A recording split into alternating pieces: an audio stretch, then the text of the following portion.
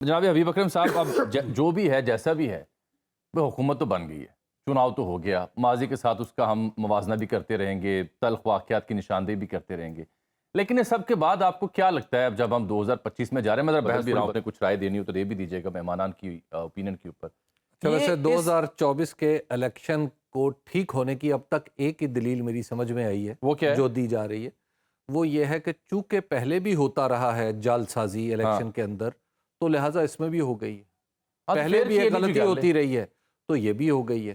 پہلے بھی ظلم و ستم ہوتا رہا ہے تو اب بھی ہو رہا ہے، تو لہٰذا اس کو قبول کر لیا جائے. تو ٹھیک ہے، اگر یہ دلیل ہے تو اس سے تو پھر بات نہیں کی جا سکتی آگے کیسے بڑھا جائے. جہاں تک 2025 کا معاملہ ہے، اور ہاں ایک بات آگے بڑھنے سے پہلے، جسٹس قاضی فائز عیسیٰ صاحب کے بارے میں جو حفیظ اللہ رئیس صاحب کے ارشادات ہیں میرے سر آنکھوں پر، لیکن میں انتہائی ادب کے ساتھ ان سے مکمل طور پر اختلاف کرتا ہوں. وجہ؟ وہ ایک منتقم مزاج شخص تھے جو پاکستان کی عدالتی تاریخ کی بدقسمتی سے ہمارے سروں پر سوار ہو گئے تھے، انہیں پی ٹی آئی کیسز اور ڈیل کرنے چاہیے تھے؟ انہیں نہ پی ٹی آئی کے کیس، انہیں کوئی بھی کیس نہیں ڈیل کرنا چاہیے تھا، کیونکہ ایک شخص جب اپنے اہل خانہ کی محبت میں گرفتار ہو کر دوسرے لوگوں سے بے انصافی کرنے پر اتر آئے تو ایسے شخص کو جج بنانا غلطی تھی، اس کا نہ ہونا اس کے ہونے سے کہیں بہتر تھا. لیکن بہرحال وہ اب پاکستان کی تاریخ کا حصہ ہیں، اور 2024 میں صرف ایک ہی اچھی بات ہوئی، وہ یہ کہ وہ ایسا شخص عدالت کے ایوان سے نکل گیا. حبیب صاحب، یہ 26ویں آئینی ترمیم کو تو بڑا خوشائند قرار دے رہے ہیں نیائی صاحب، لیکن جب ہم اس سال کو رخصت کر رہے ہیں تو اگر میں آپ سے پوچھوں کہ ایسے کیا ایک دو واقعات ہیں جنہوں نے اس سیاسی عدم استحکام کو مزید تلخ کیا، تو وہ کیا دو ایونٹس ہو سکتے ہیں؟ 8 فروری 2024 کو جو واقعہ پورے پاکستان میں رونما ہوا تھا، یعنی بلکہ الیکشن؟ برپا کیا گیا تھا الیکشن، اچھا. اور اس کے اندر جو دھاندلی کی گئی تھی، آپ اسے کہہ سکتے ہیں کہ اس کی وجہ سے 2024 کا سال ایک ایک ایک عام اسود کے طور پر ہمیشہ یاد رکھا جائے گا. ایک سیاہ باب تاریخ کا اس سال میں لکھا گیا کہ جب پاکستان کے الیکشن پہ جو رہا سہا بھروسہ تھا عوام کا، وہ مکمل طور پر اٹھ گیا. الیکشن کمیشن پر جو بھروسہ تھا وہ اٹھ گیا، اور اس الیکشن میں کی گئی جعل سازیوں کے نتیجے میں جن لوگوں کو بٹھایا گیا اسمبلیوں میں، انہی کے ہاتھوں سے پھر 26ویں آئینی ترمیم لکھوا لی گئی.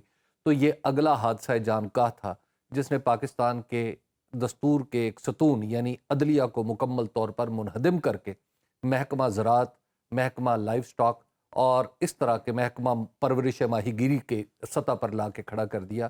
اور آج کل کہیں اس کے جوڈیشل سربراہ کو، ایکٹیویزم کی نے آج کل مجبور تو نہیں اس کیا کے 26 سربراہ ترمیم کو کے لیے؟ ہم چیف جسٹس کہتے ہیں. اور تیسرا جو سال یہ یاد رکھا جائے گا وہ پاکستان کی ایک بہت بڑے لیڈر سے محرومی، وہ اور کس اس کی؟ لیڈر کا نام ہے نواز شریف صاحب. ان کی نواز محرومی؟ شریف صاحب اگر 2024 کے الیکشن کو دھاندلی زدہ قرار دیتے ہوئے اور اپنی شکست تسلیم کر لیتے تو آج شاید پاکستان کے سب سے بڑے لیڈر وہ ہوتے. لیکن انہوں نے بھی اس الیکشن میں ڈالی گئی غلاظت پر اپنا قالین بچھا دیا، بلکہ قالین اقتدار بچھا دیا، اور اس کے اوپر اپنی بھائی کی اور صاحبزادی کی کرسی رکھ دی.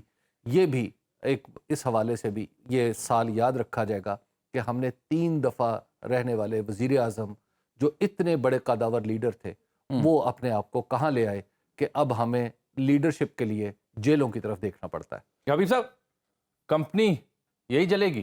جی، اس کمپنی میں طاقت ہی بڑی ہے. اس کمپنی کی اس کی وجہ یہ ہے کہ سیاسی طاقت اس میں کم ہے، لیکن دیگر طاقتیں اس کے اندر حلول کر چکی ہیں. اس وجہ سے آسمانی طاقتوں کے زور پر یہ کمپنی تو چلتی رہے آپ گی. کے اور استعارے یہ لاجواب ہے. اور خان صاحب کو دیوالیہ کہاں نہیں دیکھ رہے ہیں ہوگی. آپ؟ خان صاحب مجھے اب زیادہ دیر جیل میں رہتے ہوئے دکھائی نہیں دے رہے. اس کی وجہ یہ ہے کہ جو انٹرنیشنل پریشرز ہیں وہ بھی بڑھتے چلے جائیں گے. پاکستان کا چہرہ تارنش ہوا ہے پاکستان کے اندر، جس طریقے سے ہم نے اپنے سابق وزیر اعظم کے ساتھ جو سلوک کیا ہے، اور یہ ہماری چونکہ ہمارا معمول بھی یہی ہے، اور اب دنیا کے اندر خبریں بڑی تیزی سے پھیلتی ہیں. ٹرمپ کی آمد ہے، اس کے علاوہ پوری دنیا ہمارے اوپر نظریں جمائے بیٹھی ہے. تو لہٰذا مجھے اب ایسا لگ رہا ہے کہ انٹرنل کو تو شاید کسی بھی طریقے سے پاؤں تلے روندا جا سکتا ہے. ایکسٹرنل پریشرز ہم عام طور پر سیاسی جماعت کا، اگر سیاسی جماعت کو پیمانہ بنایا جائے تو شامی صاحب کی دلیل بالکل بے اثر ہے، معاف کیجیے گا بڑی مؤثر ہے.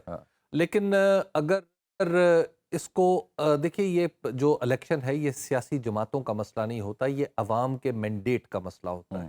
اور اس اصول پہ یعنی عوام کے مینڈیٹ کی ٹرانسفارمیشن ہو جانا، یعنی اس صورت میں کہ کسی سیاسی جماعت کو باقاعدہ اقتدار مل جائے، ورنہ دنیا میں تو لوٹے بھی ہوتے ہیں کہ الیکشن لے کے الیکشن جیتتے کسی کے نام پہ ہیں اور جا کے ووٹ کسی اور کو دے دیتے ہیں. تو یہ معاملہ سیاسی جماعتوں میں تو چلتا رہے گا، لیکن اہم بات یہ ہے کہ پاکستان کے عام آدمی کا جو اعتماد ہے، جو بھروسہ ہے اس الیکشن پہ، وہ کم ہوا ہے. یہ اسمبلی اس مینڈیٹ کو ریفلیکٹ نہیں کرتی جو 8 فروری کو عوام کی طرف سے دیا گیا تھا. بڑا اہم نقطہ ہے، عام آدمی کا بھروسہ کیا واقعی کم ہوا ہے، اور اس مینڈیٹ کے ساتھ جو حکومت یہاں یہ جی بھائی جی شامی جامی صاحب سر آپ سنیے، اس کا پیمانہ کیا ہے.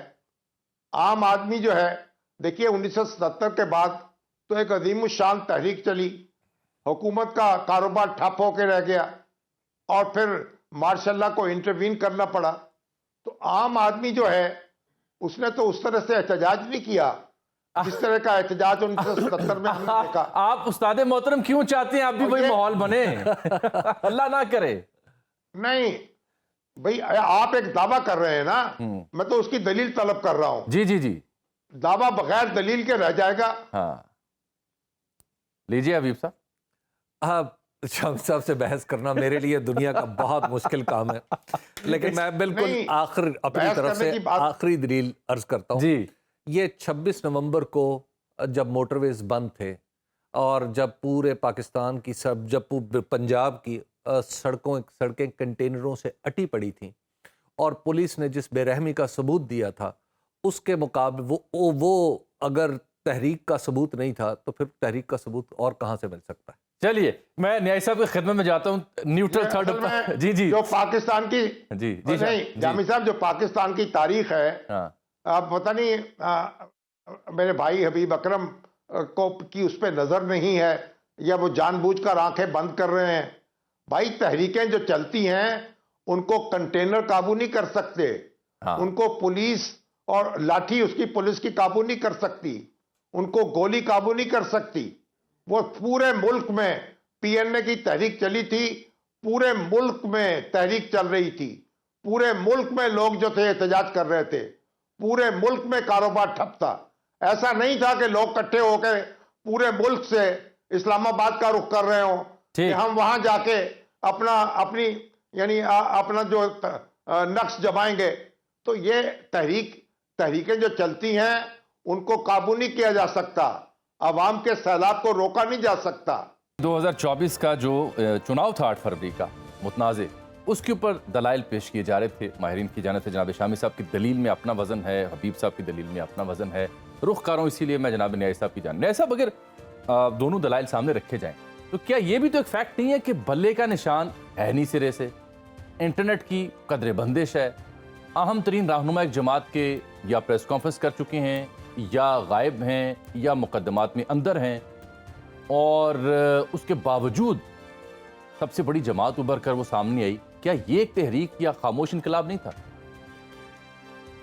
دیکھیں جی جامی صاحب، پہلے تو چند چیزیں پاکستان کے اندر آج کی تاریخ میں بہت سختی کے ساتھ اسٹیبلش ہوئی ہیں. مثلاً